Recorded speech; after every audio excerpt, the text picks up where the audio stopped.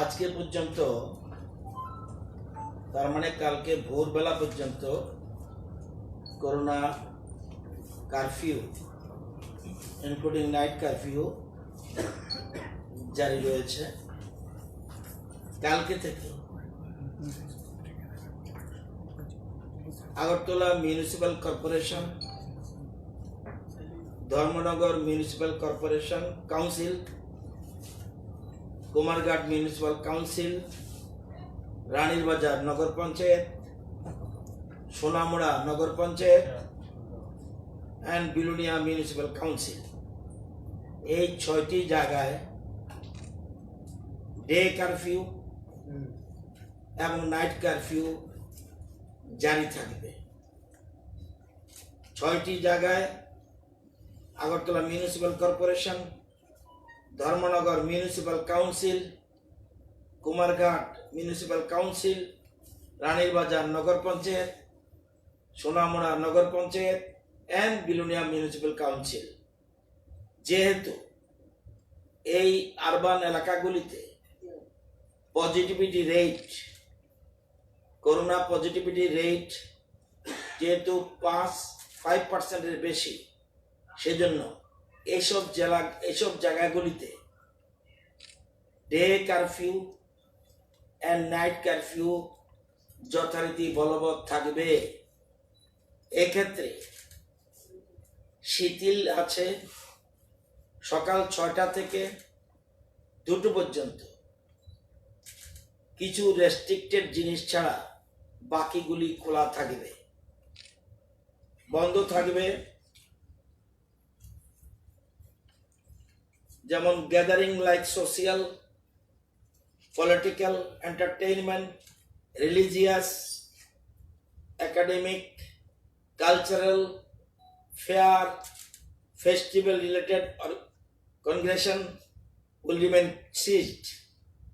এছাড়া movie hall মানে cinema hall, multiplex, shopping complex, malls, gymnasium, swimming pool, beauty parlour, barber shops, sports complexes and stadium, entertainment parks, bars and auditoriums, assembly halls and similar places will remain closed. বাকিগুলি এখানে যা notice বিজ্ঞপ্তিতে আছে সেগুলি যেখানে যেখানে restriction থাকার কথা সেখানে রেস্ট্রিকশন থাকবে, কিন্তু বাকি সবকিছু খোলা থাকবে up to 6 AM to 2 PM। Restricted জায়গায়, রেস্ট্রিক্টেড যে 6টা লোকেশন বললাম আমি, এই 6টা লোকেশনে ডে কারফিউ নাইট কারফিউ থাকবে অ্যাজ ইট ইজ, কিন্তু ওই রেস্ট্রিক্টেড প্লেসে 6টার থেকে সকাল 6টার থেকে দুপুর 2টা পর্যন্ত ওই জায়গাগুলিতে অন্যান্য জিনিস দোকানপাট নর্মাল খোলা থাকবে। যেগুলি আমি না করেছি রেস্ট্রিক্টেড প্লেস যেগুলি, সেগুলি বন্ধ থাকবে। অফিস আওয়ার্স টোটাল থাকবে as it is 50% present. Restricted প্লেসে অফিস খোলা থাকবে, সেই ক্ষেত্রে আপ টু 4 PM, কিন্তু সেখানে 50% অ্যাটেন্ডেন্স দিয়ে এমপ্লয়িরা আসবে। অন্যান্য জায়গায় সব খোলা থাকবে, কোন রকম no night curfew, no day curfew, কিছুই থাকবে না। ইন্টার ডিস্ট্রিক্ট মুভমেন্ট এটাও তুলে দেওয়া হলো। আগে যেমন রেস্ট্রিকশন ছিল ইন্টার ডিস্ট্রিক্ট মুভমেন্ট, এখন এটা থাকছে না। তবে রেস্ট্রিক্টেড এরিয়াতে এন্ট্রি নিতে পারবে না। যে টাইমটা রেস্ট্রিক্টেড পিরিয়ড আছে, যে 2টা থেকে 6টা বা সকাল 6টা পর্যন্ত, সেখানে ঢুকতে পারবে না। বাকিগুলি ইন্টার ডিস্ট্রিক্ট মুভমেন্ট চলবে। বাকিগুলি যা যা নোটিফিকেশন রয়েছে সেখানে যে নোটিফিকেশন থাকবে সেটা দেখে নেবেন। অর্থাৎ বিজ্ঞপ্তি যার মধ্যে সবটাই অফিসিয়াল বিজ্ঞপ্তি একটু পরে জারি করা হবে। সেখানে যা যা নির্দেশিকা থাকবে, কোনটা ক্লোজ কোনটা ওপেন, এটা পরিষ্কার থাকবে। এটাই কালকে সকাল থেকে এই সিদ্ধান্ত বলবৎ হবে 11 তারিখ থেকে। কালকে সকাল থেকে এই আদেশ যথারীতি বলবৎ থাকবে। কত তারিখ 18 তারিখ পর্যন্ত, 11 থেকে 18, 7 দিন। সিনগুড আইটেম কি খোলা দেওয়া হয়েছে? হ্যাঁ, সিনগুড আইটেম কি খোলা দেওয়া হয়েছে? কোনটা? মানে ফরেন লিকার বিকার এগুলি যা আছে নোটিফিকেশন থাকবে, নোটিফিকেশন থাকবে। নর্মাল কোর্সে সবগুলি খোলা থাকছে সকাল 2টো পর্যন্ত। যেগুলি আছে নোটিফিকেশনে যা যা উল্লেখ থাকবে রেস্ট্রিকশন, সেগুলি বাকিগুলো খোলা। নোটিফিকেশনে যা থাকবে, নোটিফিকেশনের বাইরে আমিও বলতে পারবো না, কেউ বলতে পারবে না। আর কোনো কোয়েরি এই ব্যাপারে? হ্যাঁ, আমি বলছি অল মুভমেন্ট যেখানে ফ্রি, ইন্টার ডিস্ট্রিক্ট মুভমেন্ট যখন আপনার বন্ধ, কিন্তু রেস্ট্রিক্টেড এরিয়াতে এন্ট্রি নিতে পারবে না। বাকি যে এলাকাগুলি ছিল এর আগে প্রত্যেকটা জায়গাতে দেখা গেছিল সরকারে হয়ে গেছিল, কমিটি না, কমেছে 5%। যেখানেই 5% হয়েছে, এটা সরকারিভাবে সিদ্ধান্ত গ্রহণ করা হয়েছে, ক্যাবিনেটও সিদ্ধান্ত গ্রহণ করা হয়েছে। যেসব এলাকায় 5%-এর উপরে পজিটিভিটি রেট থাকবে সেখানেই এই সিদ্ধান্ত কার্যকর করা হবে। এর বাইরে সংশ্লিষ্ট ডিএমরা যদি মনে করে কোথাও বেড়েছে, সেক্ষেত্রে দে উইল টেক ডিসিশন। আপাতত 6টা লোকেশনে এটা সিদ্ধান্ত কার্যকর করা হলো। সকাল 6টা থেকে 2টা পর্যন্ত শুধুমাত্র রিল্যাক্সেশন থাকবে, এরপরে পুরোটাই বন্ধ থাকবে। আর অন্য জায়গায় সবটাই খোলা, কোথাও 50%-এর প্রশ্ন নেই। অন্যান্য অফিসগুলি শুধু রেস্ট্রিক্টেড এরিয়াতে 50% এবং রোস্টার পদ্ধতি এটা মেনে চলা হবে, বাকিগুলি সব ক্লিয়ার।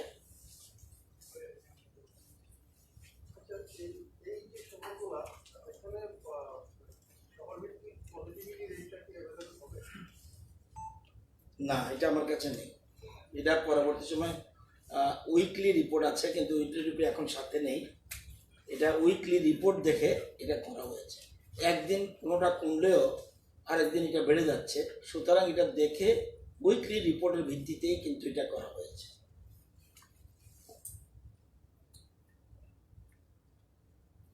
আমরা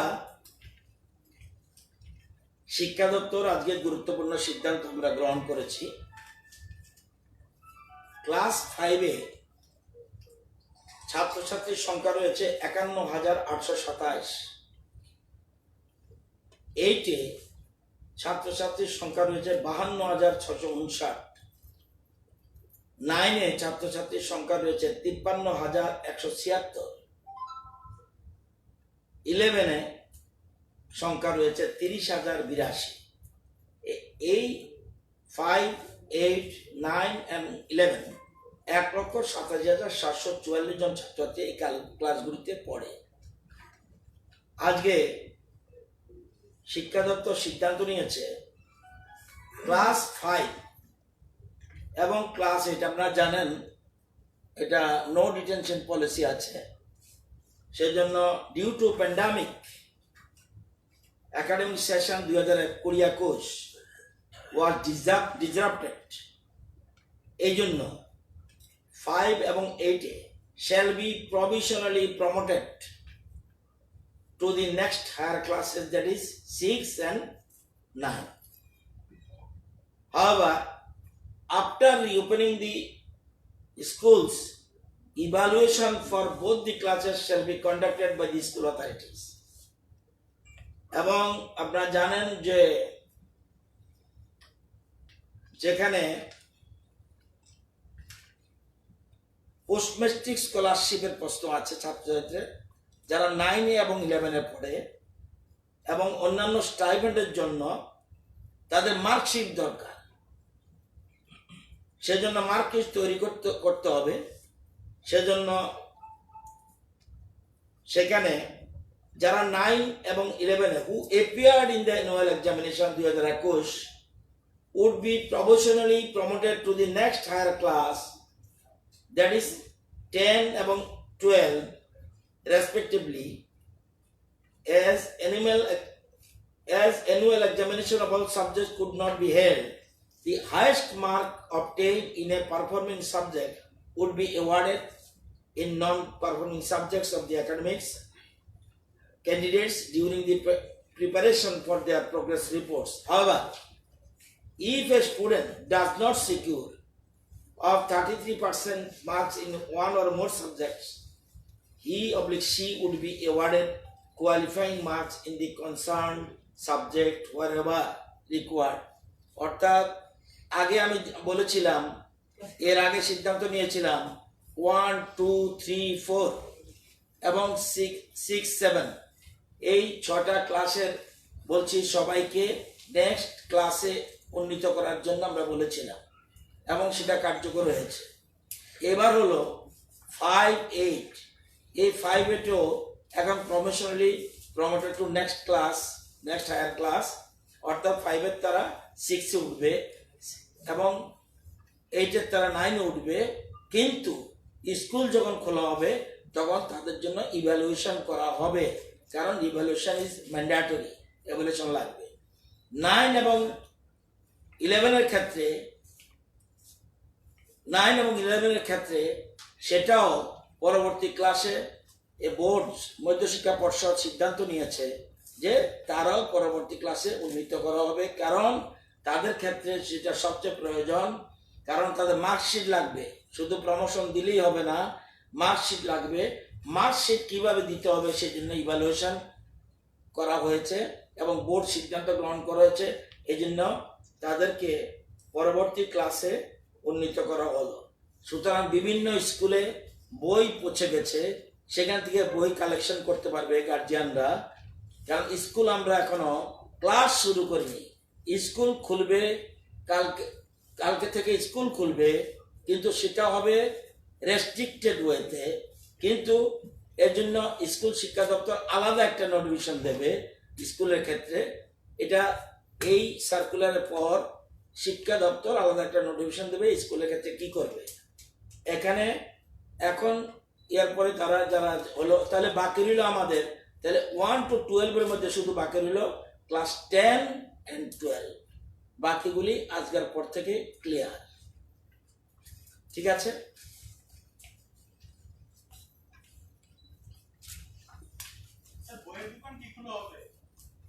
একটু আগে কি বলে দিলাম, সব খোলা আপ টু 2 PM।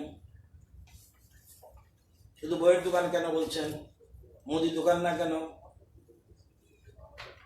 আগে পরিষ্কার বলা হয়েছে বইয়ের জন্য কোনো রেস্ট্রিকশন রাখে নাই, 2টো পর্যন্ত সবকিছু খোলার কথা বলা হয়েছে। যেগুলি যেগুলি না আছে নোটিফিকেশন আছে, এটা নোটের মধ্যে পেয়ে যাবে। আজকে আমরা শিক্ষা দপ্তর বেসরকারি স্কুলগুলির সাথে একটা বৈঠক করেছে শিক্ষা ভবনে, 17টা স্কুল। কারণ করোনা টাইমে এখন সব স্কুলকে নিয়ে মিটিং করা পসিবল নয়, ফিজিক্যালি আমরা একটা মিটিং করেছি আজকে। Holy Cross, John Bosco, Pranabananda, new Hindu higher secondary, Anandamarga high school, Srikrishna mission, Delhi world public school, Shri Shri Ravishankar Vidya Mandir, Ma Anandamayi Vidyapeeth, modern higher secondary school, Bhavan Tripura Vidya Mandir, Auxilium, Montfort school, Montfort higher secondary school, Montfort higher secondary school Champaknagar, Swami Dhananjoy Das Kathia বাবা, Saint Paul's school, শিক্ষা নিকেতন। এই 17টা স্কুলকে নিয়ে তাদের প্রতিনিধি নিয়ে শিক্ষা ভবনে মিটিং করেছি। সেখানে বলেছি একটা অভিযোগ রয়েছে আপনাদের বিরুদ্ধে যে আপনারা স্কুল বন্ধ, কিন্তু সেখানে আপনারা পরিবহন ট্রান্সপোর্টেশন ফিস নিচ্ছেন।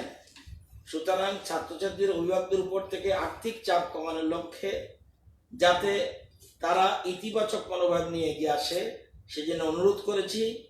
এবং শিক্ষা ভবনে সিবিএসই এবং টিবিএসই স্বীকৃতিপ্রাপ্ত যেসব বেসরকারি বিদ্যালয় তাদের প্রতিনিধি বৈঠক করেছি এবং তাদের এই সম্পর্কে অবহিত করেছি এই সময় কি করা উচিত যাতে আর্থিক বোঝা না চাপে, সেজন্য প্রতি মাসের বাস ভাড়া অন্তত কমপক্ষে 60% হ্রাস করার অনুরোধ জানিয়েছি।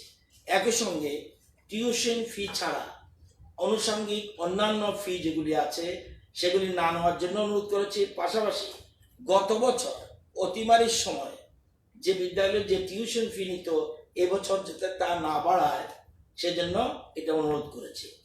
এছাড়া আপনারা জানেন যে অতিমারের দরুন সেখানে আলোচনা হয়েছে, শিক্ষাক্ষেত্রে প্রচন্ড বিরূপ প্রভাব পড়েছে অতিমারির কারণে। তাই সব অংশের মানুষকে নিয়েই আমাদের আগামী দিনে এগিয়ে যেতে হবে।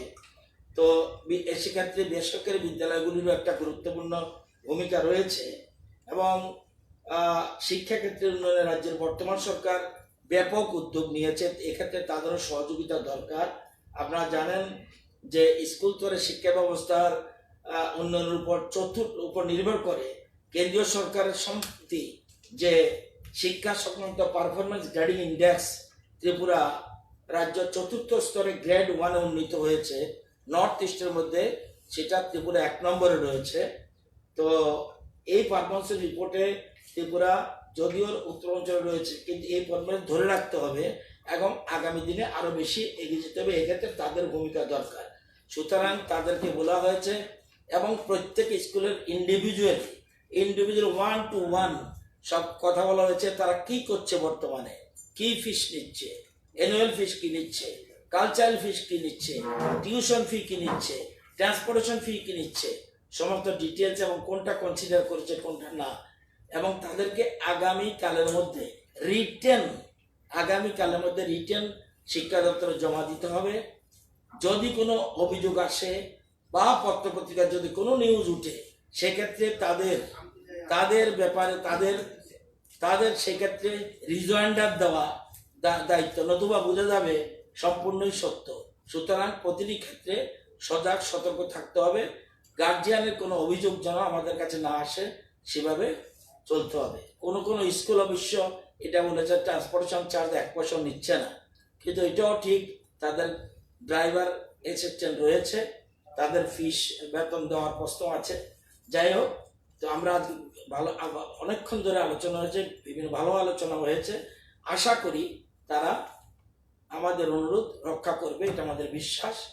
তাদের কি সমস্যা হয়েছে তারা বলেছে, আমাদের কি ফেস করছি আমরা, এটা আমরা বলেছি। এই আলোচনা আজকে হয়েছে। কলেজ ইউনিভার্সিটি লেভেলে কোনো ডিসিশন হচ্ছে না। কলেজের বিশেষ এক সংখ্যা ছাত্ররা বলছে ওরা অনলাইন এক্সাম দেওয়ার জন্য তৈরি আছে, কিন্তু ওদের ছাত্ররা অনেক কিছু বলে। কলেজ কর্তৃপক্ষ, কলেজ নিয়ে কোনো আলোচনা আজকে হয়নি। 14 তারিখের পরে আমরা কলেজ নিয়ে আলোচনা করব। আজকে স্কুল লেভেলে আলোচনা হয়েছে, যা সিদ্ধান্ত হয়েছে বলছি। আর 14 তারিখ মাধ্যমিক উচ্চ মাধ্যমিক পরীক্ষা নিয়ে একটা মিটিং রয়েছে, সেই মিটিংয়ের পরে আমরা সিদ্ধান্ত নেব কি করব। এখন এই মুহূর্তে বলতে পারছি না। কলেজের ব্যাপারে আলোচনা হয়েছে, অনলাইন ক্লাস পুরোদমে চলছে এবং সেগুলি অনলাইন ক্লাসের ব্যাপারে কোনো অভিযোগ নাই, বরঞ্চ অন্যান্য বছর থেকে বেশি মাত্রায় শুরু হয়েছে। আমাদের শিক্ষা দপ্তর থেকে প্রত্যেক দিন মনিটরিং হচ্ছে, কটা ক্লাস কোথায় হচ্ছে, কিভাবে হচ্ছে, সমস্ত মনিটরিং করা হচ্ছে। আগামী কিছুদিনের মধ্যে কি জেআরবিটির ব্যাপারে গ্রুপ সি গ্রুপ ডি ব্যাপারে কোনো আলোচনা হবে স্যার? হতে পারে, যদি এটা আমাদের প্ল্যানিং রয়েছে। জেআরবিটি এবং গ্রুপ সি গ্রুপ ডি, যেটা বলছে জেআরবিটি এবং টেট পরীক্ষা, এটা একটু করোনাটা দেখে নিচ্ছি, তারপরে পরীক্ষা নেওয়ার প্রস্তুতি হবে। এটা আমরা আমাদের ক্যাবিনেট পর্যায়ে আলোচনা হয়েছে। একটু ধরলেই আমরা যত দ্রুত সম্ভব, করোনার গ্রাফ আরেকটু নেমে গেলে যত দ্রুত সম্ভব এই পরীক্ষাগুলির ডেট আমরা ঘোষণা করে দেব। স্যার, রাজ্যে আইএসএস একটা ব্ল্যাক ফাঙ্গাসের একটা কেস ছিল, এটার ব্যাপারে কোনো রকম না, আমি এই মুহূর্তে বলতে পারবো না। ধন্যবাদ।